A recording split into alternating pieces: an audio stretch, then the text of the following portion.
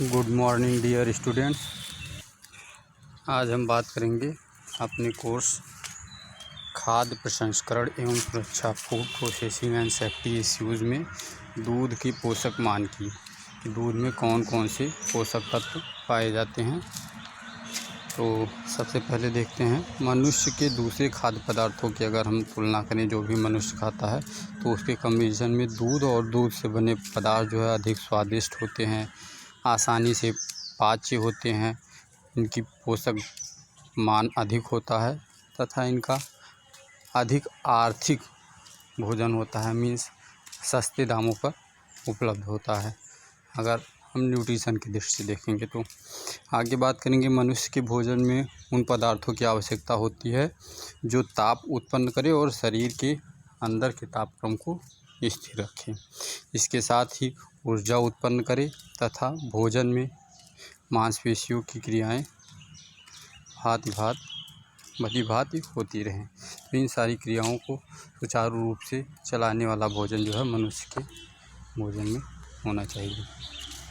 ऐसे पदार्थ काफ़ी मात्रा में होने चाहिए जो कि कोशिकाओं की वृद्धि तथा टूटी फूटी कोशिकाओं को ठीक करने में सहायक हो, हड्डियों, दांतों तथा रक्त के लिए विभिन्न खनिज पदार्थ की पूरी मात्रा में प्राप्त हों, हार्मोन्स तथा एंजाइम्स के लिए आवश्यक पदार्थ उपलब्ध हों और विटामिन्स की प्राप्ति हो।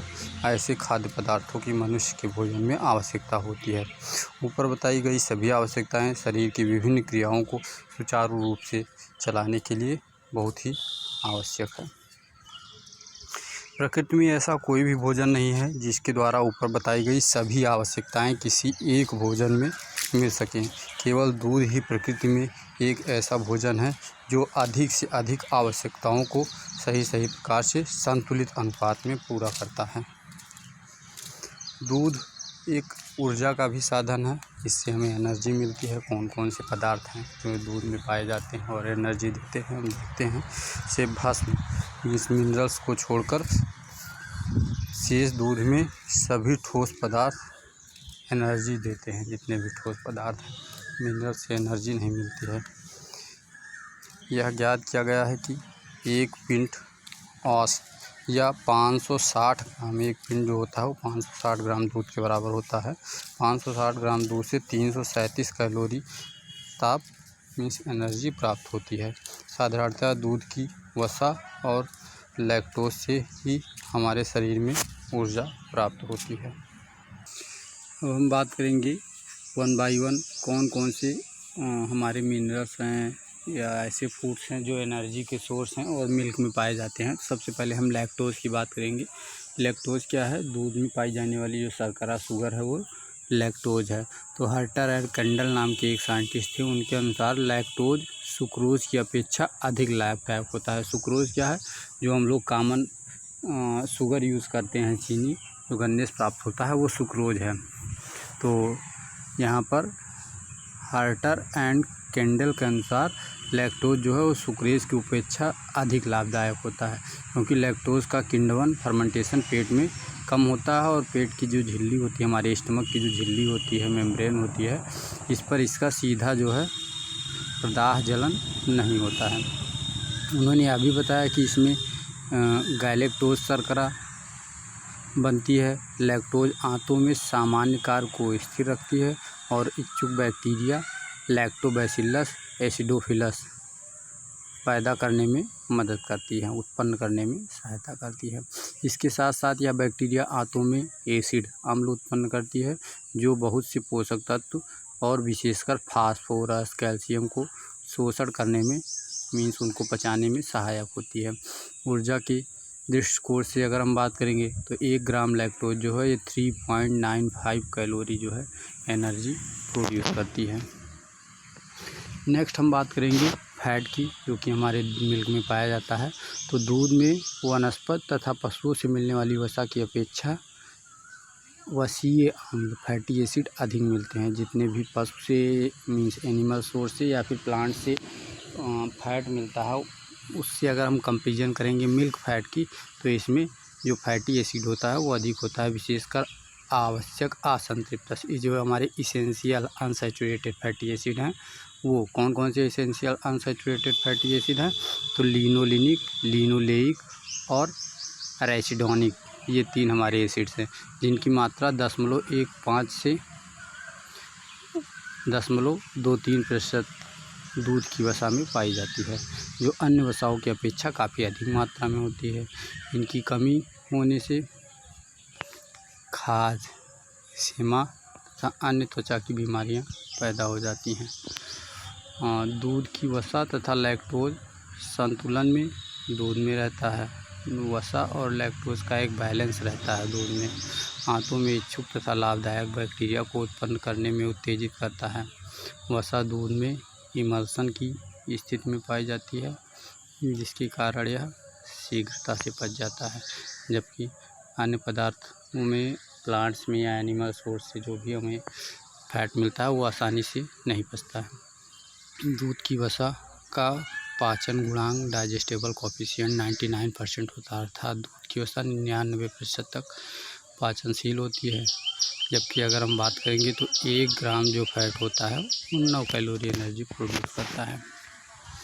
नेक्स्ट हम बात करेंगे प्रोटीन की, दूध में पाई जाने वाली प्रोटीन की। तो दूध में केसीन प्रोटीन पाया जाता है और केसीन के अलावा लैक्टो एल्बुमिन प्रोटीन भी पाया जाता है, क्योंकि इसके अंदर न्यूट्रिशन के दृष्टि से भी ये सब आवश्यक है। इसके अलावा इसमें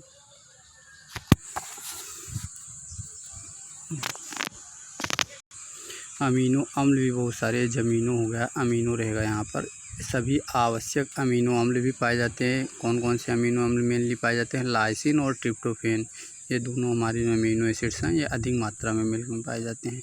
इसके अलावा जो हमारे इसेंशियल अमीनो एसिड्स हैं, मेथियोनिन एंड सिस्टीन, ये भी एक इसका अच्छा स्रोत है। तो आगे हम बात करेंगे दूध की प्रोटीन अमीनो अम्लों की आवश्यकताओं को युवा के भोजन में संतुलित रखने के दृष्टिकोण से बहुत आवश्यक है। 1 क्वार्ट जो होता है ये आपका लगभग 1.134 लीटर के बराबर होता है। तो 1 क्वार्ट दूध में लगभग 34 ग्राम प्रोटीन जो है शरीर को प्राप्त होता है, जो कि एक युवक के प्रोटीन की आवश्यकता का, दिन भर में एक एडल्ट पर्सन को जो प्रोटीन की आवश्यकता होती है उसका लगभग आधे से कुछ अधिक भाग जो है वो आपका 1 quart milk means 1.134 litre milk में पाया जाता है। इसके अलावा दूध की प्रोटीन का हम पाचन गुणांक की बात करेंगे, डाइजेस्टेबल कोफिशिएंट की, तो 98 है, जबकि जैविक मान जो इसका बायोलॉजिकल वैल्यू मिल्क का होता है वो 85 होता है। अगर इससे हम कंपेरिजन करें अदर फूड की उनकी बायोलॉजिकल वैल्यू की, तो एग्स का 95, मीट का 67, पोटैटो एंड व्हीट का 67 और मेज़ का 60 बायोलॉजिकल वैल्यू होता है, जबकि मिल्क का 85 जो कि बहुत ज़्यादा है। इस तरीके से हम देख सकते हैं दूध में जो प्रोटीन पाई जाती है अन्य खाद्य पदार्थों की प्रोटीन की तुलना में आसानी से डाइजेस्टेबल होती है, अधिक मात्रा में पाई जाती है और हमारी सेहत के लिए काफ़ी लाभदायक होती है। नेक्स्ट हम बात करेंगे मिनरल्स की, कौन कौन से मिनरल्स हमारे फूड में पाए जाते हैं। तो दूध में कैल्शियम जो है वो काफ़ी अधिक मात्रा में मिलता है। 1 क्वार्ट दूध में 1 ग्राम कैल्शियम शरीर को मिल जाता है, जो कि बच्चे तथा युवक की आवश्यकता जो दिन भर की होती है उसको पूरा कर देता है। कैल्शियम, पोटेशियम और मैग्नीशियम, सोडियम जिस अनुपात में दूध में उपस्थित होता है उसी अनुपात में मनुष्य के शरीर में भी पाया जाता है, इसलिए इसकी पूर्ति दूध के द्वारा अगर हम करते हैं तो बेस्ट होता है। इसके अलावा दूध द्वारा फास्फोरस भी काफ़ी मात्रा चूँकि पाई जाती है। 1 क्वार्ट दूध में काफ़ी फास्फोरस मिल जाता है। दूध के अंदर लौह तत्व की मात्रा जो है वो थोड़ी सी कम होती है। सरमैन साइंटिस्ट के अनुसार दूध में पाया जाने वाला लोहा एक कार्बनिक रूप होता है, जिसके कारण यह लोहा अन्य साधनों की अपेक्षा, जो इसमें आयरन पाया जाता है, फेरस पाया जाता है, वो अन्य साधन से अगर हम फेरस अचीव करते हैं तो दूध में जो फेरस पाया जाएगा वो शीघ्रता से और अधिक मात्रा में प्राप्त हो जाता है, जबकि अन्य पदार्थों में पाया कम जाता है, लेकिन जो पाया जाता है वो बेस्ट होता है। नेक्स्ट हम बात करेंगे विटामिन की मिल्क में पाए जाने वाले। तो दूध के अंदर लगभग सभी विटामिन होते हैं, ज़्यादातर विटामिन आपके होते हैं, कुछ अधिक मात्रा में, कुछ कम मात्रा में, और शरीर की आवश्यकता अनुसार पाए जाते हैं। सबसे बड़ी बात यह है। तो 1 बाय 1 देखते हैं कौन कौन से विटामिन और कितनी मात्रा में पाए जाते हैं और इनकी कितनी आवश्यकता है। विटामिन ए की सबसे पहले बात करेंगे तो 1 क्वार्ट दूध में 1500 IU क्या है, इंटरनेशनल यूनिट बोलते हैं। ये विटामिन ए को मेज़र करने की इकाई है, प्राप्त होता है। जबकि युवा तथा बच्चों में प्रतिदिन की आवश्यकता देखेंगे तो युवाओं में एडल्ट पर्सन में 5000 IU और बच्चों में 2000 IU विटामिन, ये एक गलती से हो गया है आपका, एक ये नहीं रहेगा, तो आपका प्रतिदिन आवश्यकता होती है। अगर खीस देखेंगे जो कोलेस्ट्रम होता है वो भी एक अच्छा सोर्स है विटामिन ए का। विटामिन B1 थायमिन की बात करेंगे तो 1 क्वार्ट दूध में 0.34 मिलीग्राम विटामिन B1 प्राप्त होता है और इसकी आवश्यकता एडल्ट्स और बच्चों की बात करेंगे तो एडल्ट्स में पर डे 1.8 मिलीग्राम बच्चों में और एडल्ट्स में 9.4 मिलीग्राम पर डे रिक्वायरमेंट होती हैं। इसके अलावा विटामिन B2 की बात करेंगे, राइबोफ्लेविन नाम से इसको जानते हैं। तो विटामिन B2 1 क्वार्ट दूध में 1.5 मिलीग्राम से 2 मिलीग्राम तक होती है और इसकी आवश्यकता की बात करेंगे तो एक दिन में एक एडल्ट पर्सन को 2.5 मिलीग्राम और बच्चों को 0.6 मिलीग्राम विटामिन B2 की आवश्यकता होती है। नेक्स्ट विटामिन आपका है B3, इसको हम निकोटिनिक एसिड या नियासिन के नाम से जानते हैं। ये 1 क्वार्ट दूध में 0.85 मिलीग्राम नियासिन पाया जाता है, जो एक युवक की पर डे की रिक्वायरमेंट जो है 1.5 से 1.8 मिलीग्राम होती है। तो हम इस तरीके से देख सकते हैं हमारी जो पर डे की विटामिन की आवश्यकता होती है उसका ज़्यादातर हिस्सा दूध में मिलता है। नेक्स्ट हम बात करेंगे विटामिन C एस्कॉर्बिक एसिड। तो 1 क्वार्ट जो कच्चा और ताज़ा जो हमारा दूध होता है उसमें 20 मिलीग्राम विटामिन C मिलता है, जबकि मनुष्य की आवश्यकता जो पर डे की होती है वो 60 से 75 मिलीग्राम होती है।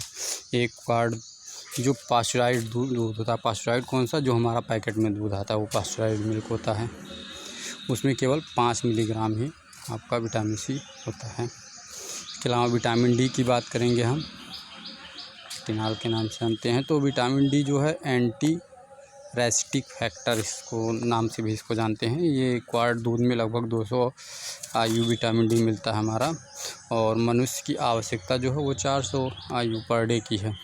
विटामिन E को प्रतिबाध्यता कारक एंटी स्टेरिलिटी फैक्टर के नाम से भी जानते हैं और विटामिन K जो है इसको रक्त थक्का विटामिन के नाम से जानते हैं।